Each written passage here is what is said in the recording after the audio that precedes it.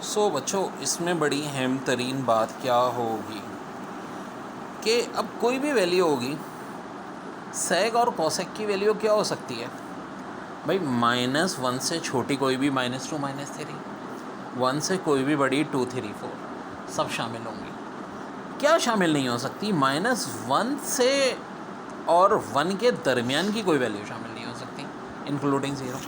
देखो, हर चीज़ का कॉन्सेप्ट है। रीज़न क्या है? कॉस होता है 1/sec।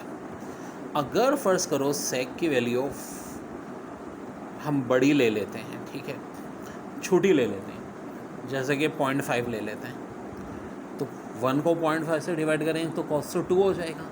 नहीं, कॉस तो 1 से बड़ा हो ही नहीं सकता। साइन और कॉस की वैल्यू तो 1 और -1 के दरमियान में होती है। इसी तरह अगर हम 0 ले लें तो इन्फिनिटी कहाँ होता है? कॉस ना साइन होता है। साइन भी इसी तरह 1/cosec होता है। तो ये कॉन्सेप्ट जहन में रखो, कभी भी वैल्यू जो होगी कॉसेक और सेक की -1 और 1 के दरमियान में नहीं होगी, या तो 1 से बड़ी होगी या -1 से छोटी होगी। इस एग्ज़ाम में एक MCQs ऐसे ही आई थी कि विच इज़ इनकरेक्ट। जैसे कि सेक थीटा दिया था 0.6, साइन थीटा दिया था 1.2 और कॉसेक थीटा दिया था 0.3। तो जी तीनों स्टेटमेंट इनकरेक्ट हैं, क्योंकि साइन और कॉस कभी 1 से बड़ी नहीं हो सकती, ना -1 से छोटी हो सकती हैं, और कॉस और सेक की वैल्यू -1 और 1 के दरमियान में नहीं हो सकती। तो इस पे इस तरह से भी MCQs आ चुकी हैं। अब क्या सिर्फ इस चार्ट पे आएंगी? नहीं जनाब, अब बड़े ख़तरनाक सवाल आए। ये पेपर में एक सवाल आया था, इन्होंने दिया था sin 3x और इसकी डोमेन पूछी थी। तो अब एक ट्रिक याद रखो यार, साइन या कॉस में यहाँ कोई भी कोफिशिएंट आ जाए, डोमेन जो है वो साइन कॉस की क्या होगी? रियल नंबर ही होगी। इसमें कोई तब्दीली नहीं होगी, चाहे साइन का केस हो चाहे कॉस का केस हो, डोमेन रियल नंबर होगी।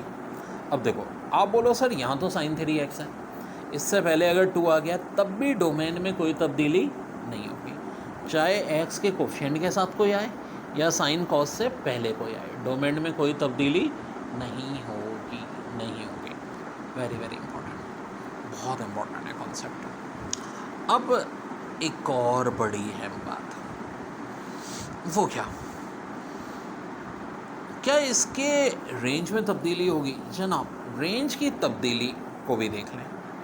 यहाँ अगर खाली ये 2 नहीं होता, खाली sin 3x होता, तो रेंज यही रहती -1 से 1 तक। यानी कोफिशिएंट से साइन और कॉस में कोई तब्दीली नहीं आती। यहाँ भी देखें, cos 4x होता, कोई तब्दीली नहीं आती। लेकिन अगर साइन से पहले, भले ही यहाँ कुछ ना भी हो, खाली x हो, कोई नंबर आ जाए, तो ये नंबर अब रेंज से मल्टीप्लाई हो जाएगा। जैसे 2 को -1 से मल्टीप्लाई करते हैं तो -2 से 2 तक हो जाएगा। इसी तरह कॉस के साथ यहाँ 4 आ गया, तो ये भी क्या होगा? -1 और 1 से मल्टीप्लाई हो जाएगा।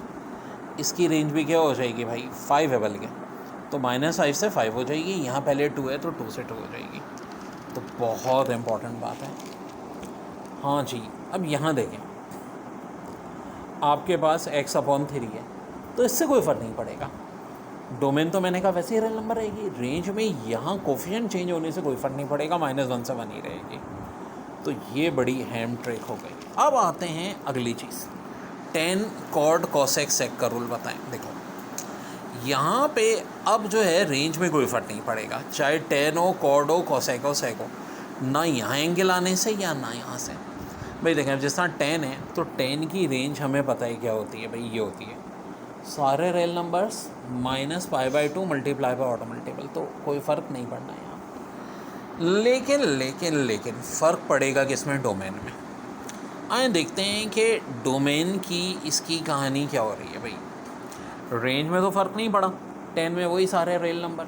अब डोमेन में क्या तब्दीली आएगी? सॉरी, ज़रा इस चीज़ को करेक्ट लें कि जो मैंने कहा है ये डोमेन के हवाले से कहा है कि तब्दीली किस में आएगी? डोमेन में। देखो, यहाँ π/2 था, तो ये 2 आ गया ना, तो ये 2 नीचे मल्टीप्लाई होगा। कहाँ मल्टीप्लाई होगा? यहाँ 2 से। इसको 4 बना देगा। ये है खाली sin 2x का। अगर हम इससे पहले 8 लगा दें, कोई फ़र्क पड़ेगा? कोई फ़र्क नहीं पड़ेगा। नहीं, देखो बड़ी दिलचस्प बात है, साइन कॉस में कोफिशिएंट से फ़र्क नहीं पड़ रहा था, पहले आने से फ़र्क पड़ रहा था, और tan cot cosec sec में पहले आने से फ़र्क नहीं पड़ेगा। रेंज में तो वैसे ही नहीं फ़र्क पड़ेगा, डोमेन में भी फ़र्क ये पड़ेगा कि देखो ये एंगल मल्टीप्लाई हो जाएगा। अब जैसे कि देखो कॉसेक के केस में भी 6 है, हाँ जी, कहाँ थी कॉसेक की डोमेन, ये थी। तो अब ये 6 जो है ना, ये इस नीचे वाले 2 से मल्टीप्लाई हो जाएगा, क्या कर देगा इसको भाई, ऑफ कोर्स n π/12 कर देगा, ठीक है। हाँ, अलबत्ता कॉसेक चूँकि सी से होता है, कॉसेक और कॉट सी से होते हैं, तो n क्या होता है हमेशा, इवन। क्या इसके रेंज में फ़र्क पड़ेगा, नहीं जनाब, रेंज में फ़र्क नहीं पड़ेगा, वही बात, 1 से बड़ी -1 से छोटी सारी की सारी रहेगी। तो आगे दिया है cot 2x, भाई इसमें भी फ़र्क नहीं पड़ना, रेंज में तो फ़र्क पड़ना ही नहीं है, रियल नंबर हो गए। अब ये 2 मल्टीप्लाई हो जाएगा, कहाँ से मल्टीप्लाई होगा भाई, ये देख लो, π/2 से हो जाएगा, इसको क्या बना देगा, π/4 बना देगा। और चूँकि बात कॉट की हो रही है, सी से शुरू होता है, तो n क्या होगा, इवन। यहाँ पीछे नंबर आने से कोई फ़र्क नहीं पड़ना बेटा।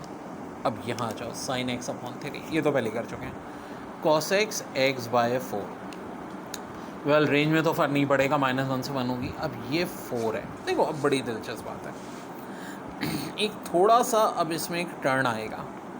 हमने अब तक जितने सवालात किए थे उसमें ये कोफिशिएंट यहाँ आ रहा था, तो हम यहाँ मल्टीप्लाई कर रहे थे।